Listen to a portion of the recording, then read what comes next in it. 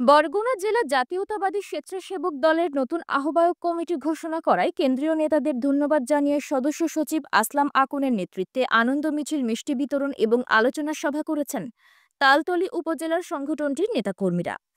শনিবার সকালে তালতলী উপজেলা বিএনপির অস্থায়ী কার্যালয়ের সামনে থেকে আনন্দ মিছিলটি বের হয়ে শহরের বিভিন্ন সড়ক প্রদক্ষিণ করে একই স্থানে গিয়ে শেষ হয় এবং আলোচনা সভা, মিষ্টি বিতরণ অনুষ্ঠিত হয়েছে।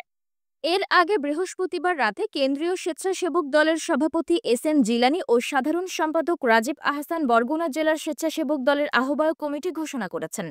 এতে মোহাম্মদ রাজিবুল ইসলাম সোহেলকে আহ্বায়ক, মোহাম্মদ ফয়জুল মালেক সজীবকে সদস্য সচিব ও মোহাম্মদ জুয়েল পিয়াদাকে সিনিয়র যুগ্ম আহ্বায়ক করে ৩ সদস্য বিশিষ্ট একটি আংশিক আহ্বায়ক কমিটি ঘোষণা করা হয়েছে।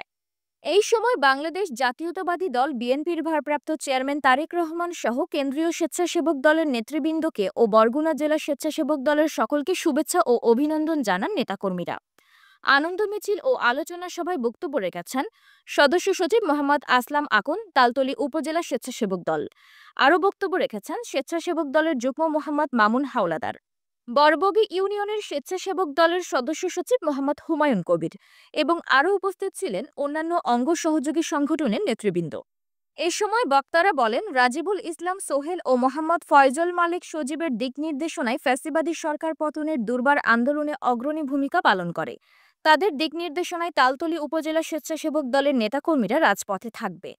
দেশ ও প্রবাসের নিত্য নতুন খবর পেতে ওয়ান টিভি নিউজ ইউটিউব ও ফেসবুক পেজে ফলো দিয়ে রাখুন।